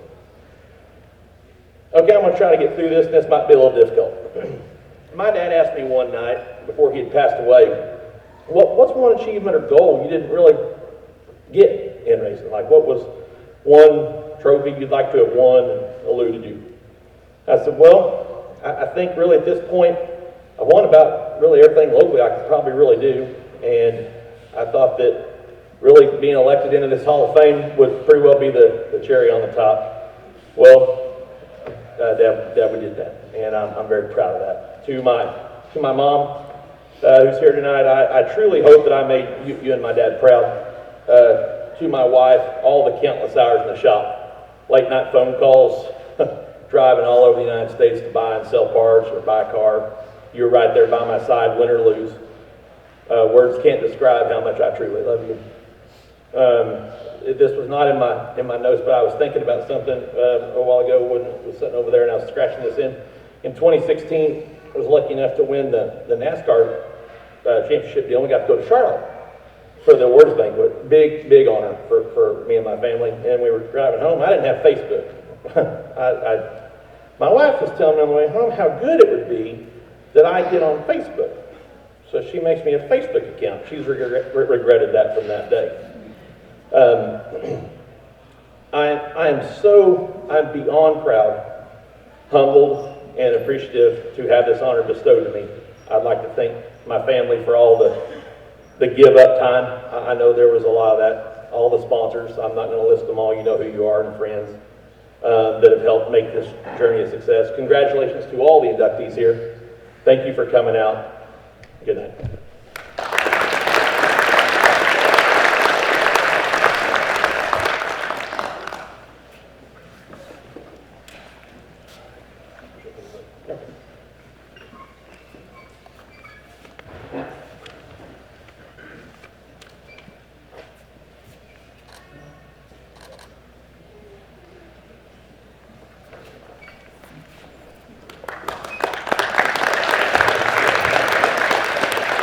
So Brian's raced for me in two or three different times through his career, and he's not kidding. He has something he will tell you about any subject you could possibly have. He is the one, if you guys noticed, he is the one person up here, I was getting thirsty.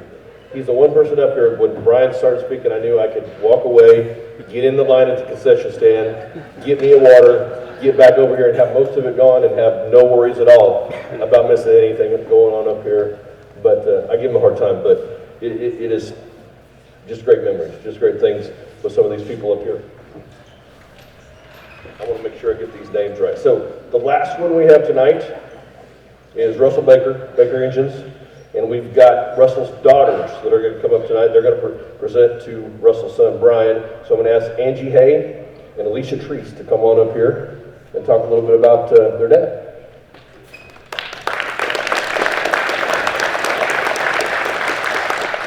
Hello, what an honor to be here. Congratulations, racers, pioneers. Our father, Russell Baker, was a master engine builder whose life reflected perseverance, craftsmanship, faith, and a deep love for family and the outdoors. At the young age of 4, he lost his right eye, an early hardship that shaped his character and instilled determination that would define his life. Rather than limiting him, it strengthened his resolve to adapt, endure, and excel. Entirely self-taught, Dad built his expertise through hands-on experience, long hours, and an instinctive understanding of racing engines. Known for precision, innovation, and the reliability, he earned the trust and respect of drivers and teams who depended on his work when performance mattered most. In 1964, Dad married the love of his life, our mother Sharon, beginning a devoted partnership that lasted 47 years. Together, they raised 3 children, built a home grounded in commitment, hard work, and enduring love.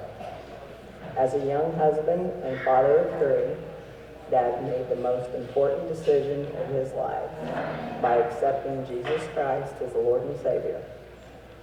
From that moment forward, faith became the foundation of his life, guiding his family, his work, and his relationships. He lived out that faith with humility, integrity, and a servant's heart. And beyond the shop and the racetrack, Dad was an avid bow hunter who found peace and joy high in the tree stand, often spending entire days patiently waiting for that big buck. He famously wished there were 12 months of November. An excellent bow hunter, he delighted in sharing his passion, knowledge, and time in the woods with his grandchildren, creating memories and passing down lessons of patience, respect for nature, and quiet perseverance. Over more than 40 years, Dad built and tuned racing engines, admired for their performance and durability. Equally important was his willingness to mentor others, share wisdom, and encourage those who followed in his footsteps. This Lifetime Achievement Award honors a life built with purpose, strengthened by perseverance, grounded in faith, enriched by family, and fueled by passion. Russell Baker's legacy lives on in the engines he built, the traditions he passed down, and the many lives he's touched by his example. Thank you guys so much for just listening, and anybody that worked with my dad would say that he was a man of his word, and I'm really proud of that. So thank you for honoring him and layering his speech. So Brian, do you want to come and tell me?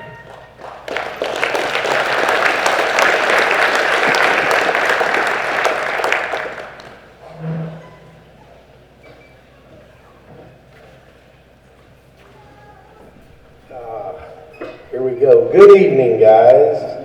My name is Brian Baker. I'm the son of Russell Baker of Russell Baker Racing Engines in Miami, Oklahoma.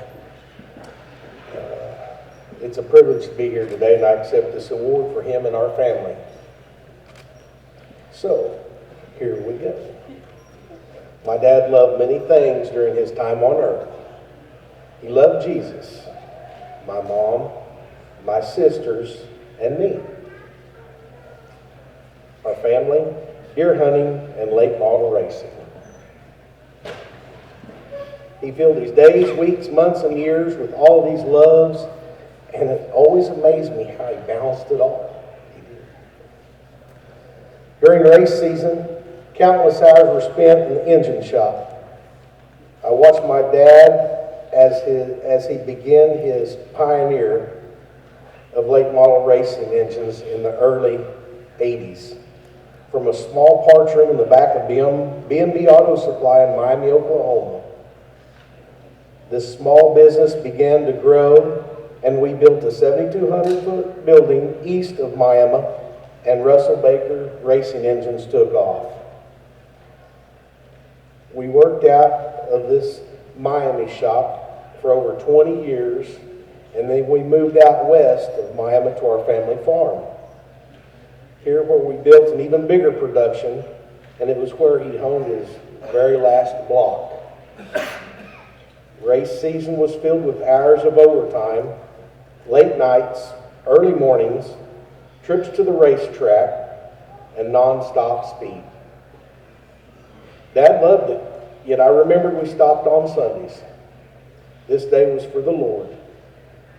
His love of Jesus was a part of him that he was sure to instill in me and my sisters.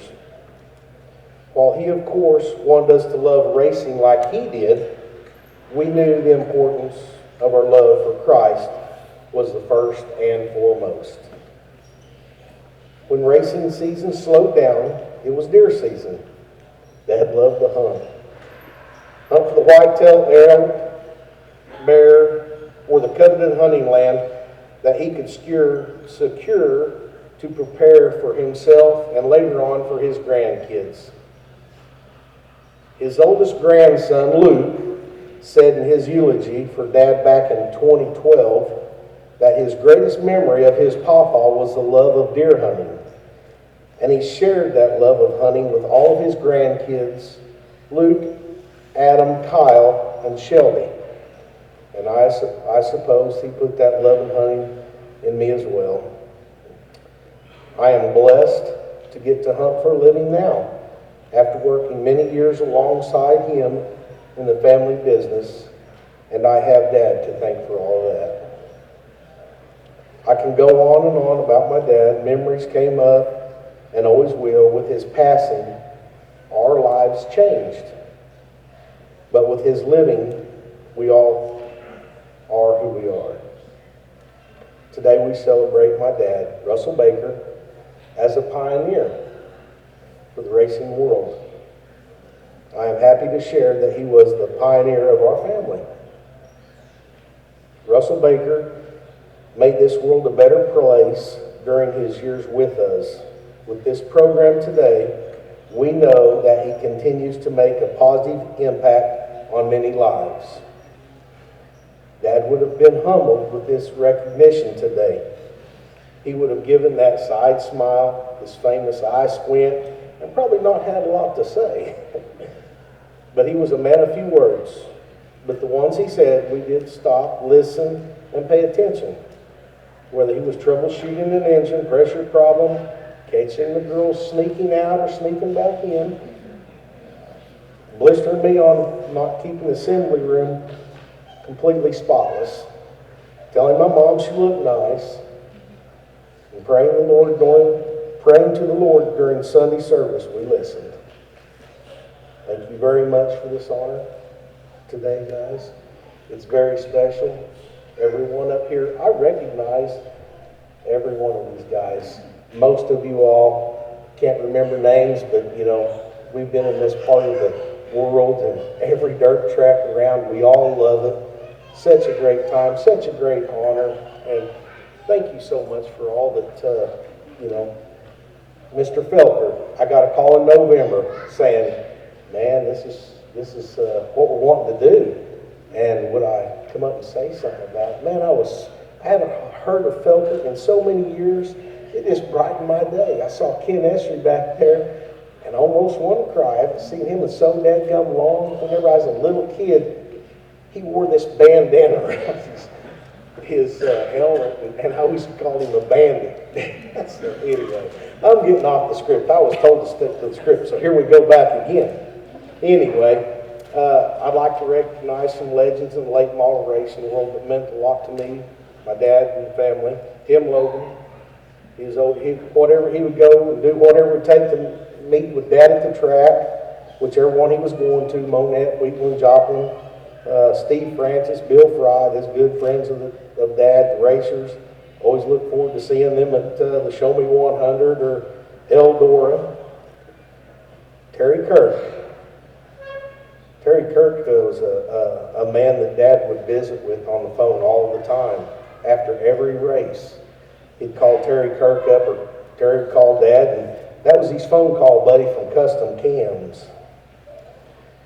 And Terry Kirk came to the visitation the night before my dad's funeral, and he didn't make it to the funeral.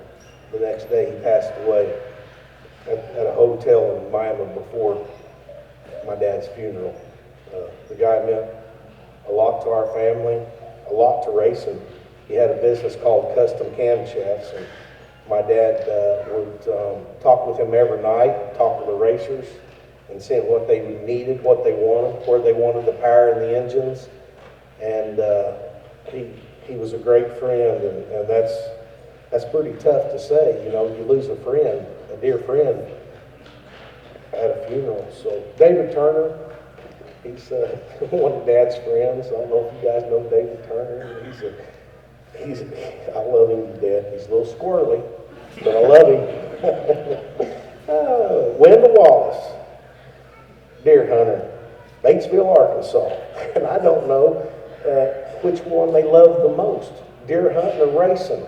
So they was two peas in a pod. Whenever race season would shut down, they'd go deer hunting.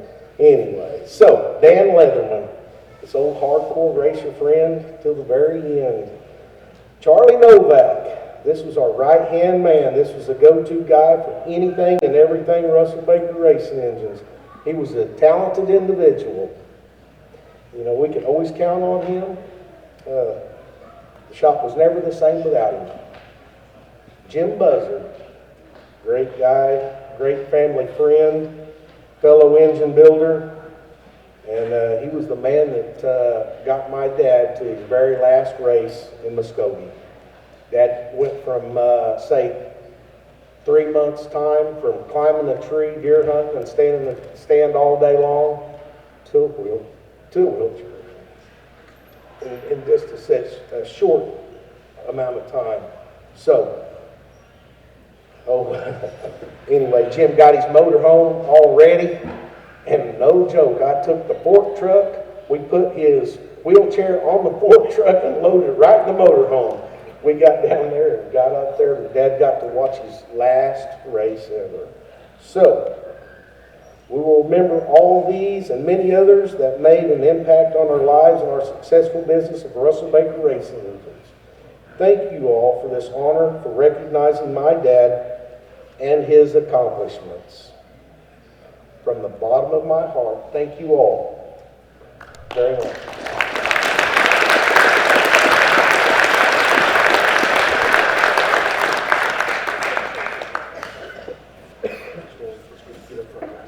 Did you have a picture you said? Yeah.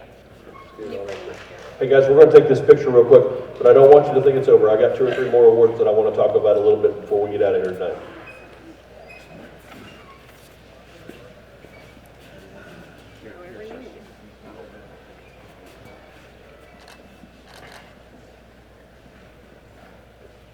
Thank you.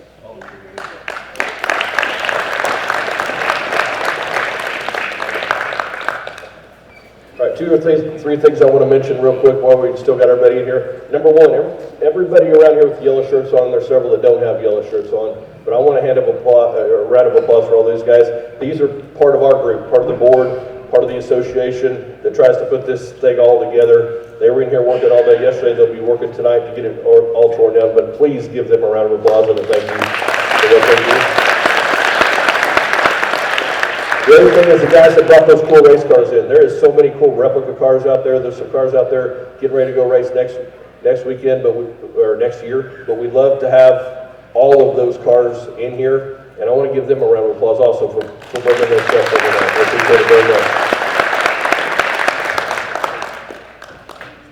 If you're around racing, you can't do anything without sponsors. So several of our major sponsors this year, if you look on the back of your program, they're all listed on there, but I want to thank them for contributing and for supporting this event.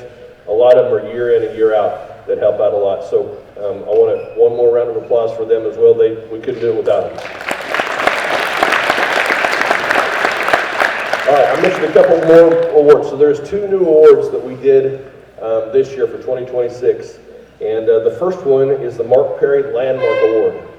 So you guys at Newmark, and if you've been coming to this very long, or if you've even been racing in Southwest Missouri for very long, everybody knew Mark Perry, and we were blessed to have him as part of this group for a long time. We wouldn't have gotten to 38 years of doing this Hall of Fame ceremony, this get together every year without Mark. And we lost Mark this year, and nobody could be here tonight. If you're at the luncheon, they actually presented the award today, but our first award winner for the Mark Perry Landmark Award is Brenda Perry, his wife, and I want to make sure we mention that, and please give them a round of applause.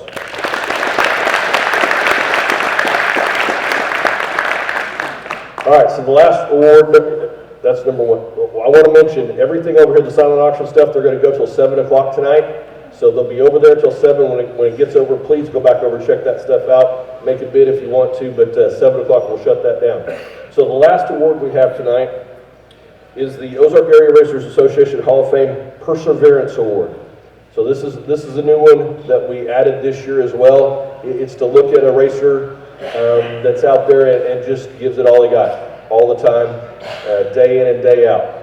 And I feel like we picked out the best possible winner of this award this year. And I'm going to ask Sean Bradshaw and Michael Jurgensen. I don't know who else is up there, but this year's winner is Mr. Nick Bradshaw, and his dad, his mom, and a couple of his racer buddies are going to come up and talk a little bit about Nick and this award, if you would please. Let's give them a round of applause.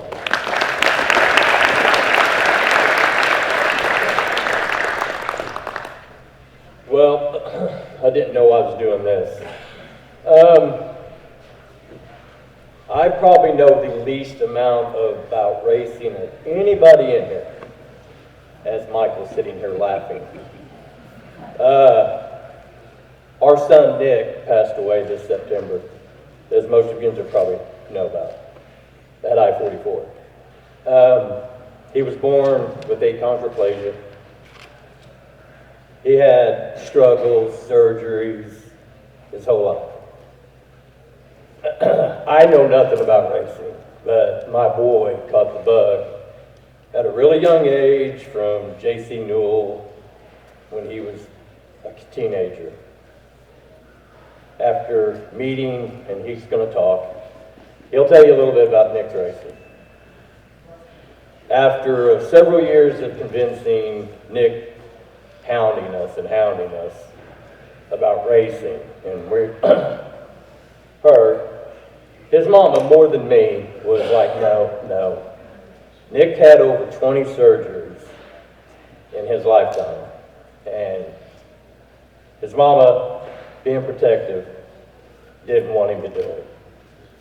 Well, his 2 older brothers were athletes, played in college.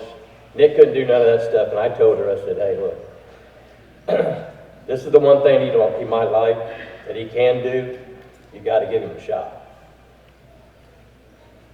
I'm glad that we did, because I don't know none of this, honestly. I know Scotty Allen because Nick raced at Bolivar. Of course, I know Brown, he's from the same hometown. Jeff Albright, he's from our hometown. But I want to tell you one thing, and I'll let him talk, but when Nick passed away, I have on my phone an excess of 300 text messages from people, some of you might be in here, that I don't even know who you are. People telling me about Nick, giving me testimonies of their stories of Nick, which meant a lot to us. The outpouring effect that your racing community has is crazy. What you done, what the Douglas has done at I-44, for what everyone at home did. Jeff Albright, Nick's car would have issues. Jeff would pitch in, give a part. I tell you, I don't know nothing about racing, nothing. But I just want to say thank you from me and my wife for any messages. If you knew my boy, if you want to know him, go to TikTok, you'll find him. As he was known as Scooter Boy because of Dallas County Speedway. Anyway, but I want to say thank you to all of you for embracing my boy into this community. Thank you.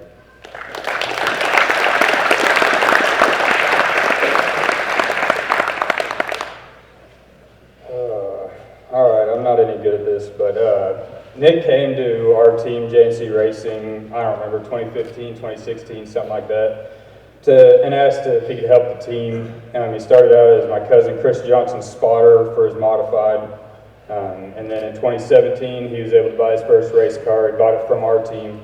And after that, he never looked back. I mean, he bought, I don't know, 7 cars, 8 cars, something like that between then and now. But Nick loved racing more than anything. He always wanted to help people, help at the track, whatever he could do.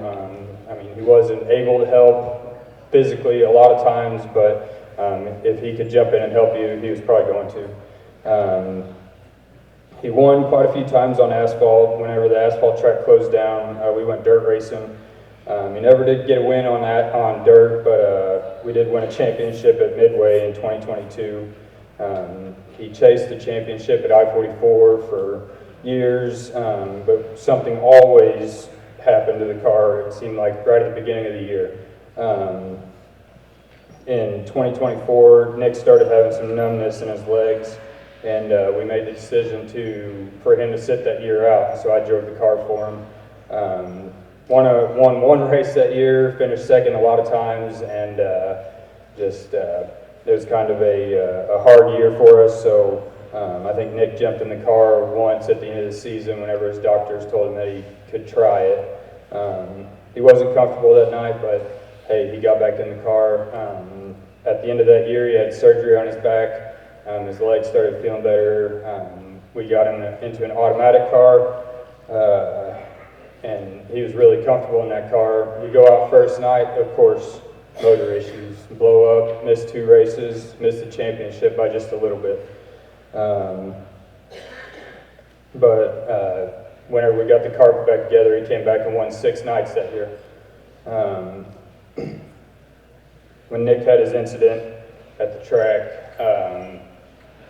I made the decision to jump in the car that night and race it, and I didn't think that was going to be the last night we would be with Nick, but it was. And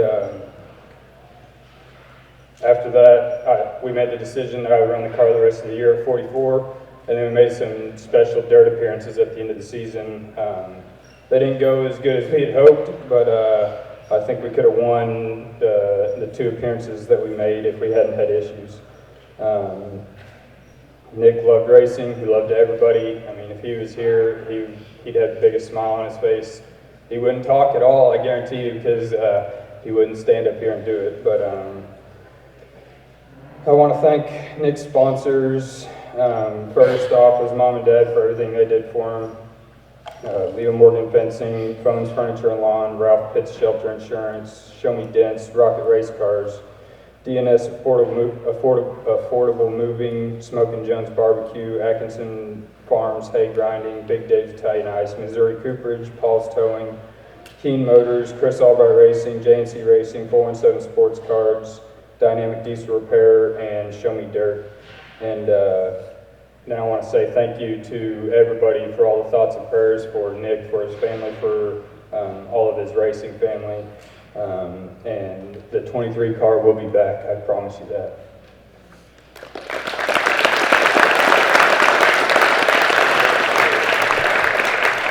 So I want to add a couple things about Nick really quick. So back when the Wheeler family asked me to come promote 944 Speedway, it was a Saturday night. I don't remember the date. I suck at dates, but I don't remember the date. But I turned around and I hear a voice, and I was up in the scoring tower.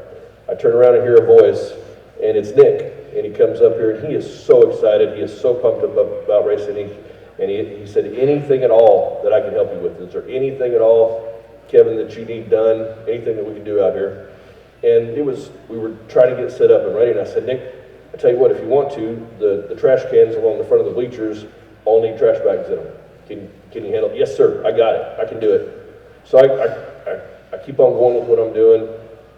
Did a couple more things. I look out the windows, and I don't want to say this wrong, because he is the biggest little man you will ever meet in your life. He's an incredible kid. I look out the windows, and I see 2 feet back and forth out of the top of a trash can. He had fallen in trying to put the trash can in there. I ran down there, I got him out, or I tipped the trash can over, I got him out. He come out of there, didn't say a word, went straight to the next trash can and never slowed down at all. I mean, just an incredible kid. Just an incredible kid. Another thing I want to mention one night is when I was helping the guys over at Lake Ozarks Speedway, when I was promoting over there, Rico Abreu was coming in to run that night. And he came up to me and he said, Mr. Grieven, can you introduce me to Rico Abreu? That was one of the biggest blessings of my life, because if you guys know Rico's another little big man, just the same way. Those two hit it off, and Nick hung with him that entire night. And then at other races throughout the next several years, I saw them together. Every time Rico was running in our area, if Nick wasn't racing somewhere, he was there. And that was cool for me to watch. I reached out to Rico, I don't know, 6 weeks ago or something like that, and told him about tonight, and told him what we plan on doing tonight. He tried to be here tonight. He's actually down racing Speed Weeks down in Florida, but he wanted the family to know that he loves Nick. He said it's going to be tough coming back up to Southwest Missouri and racing around here and not be able to see Nick. But he had everything incredible to say about Nick and the friendship that they got to put together. So I'm going to ask these guys to come up here and take a picture really quick. But again, tonight is about Nick Bradshaw and that new Perseverance Award for the Racers Hall of Fame.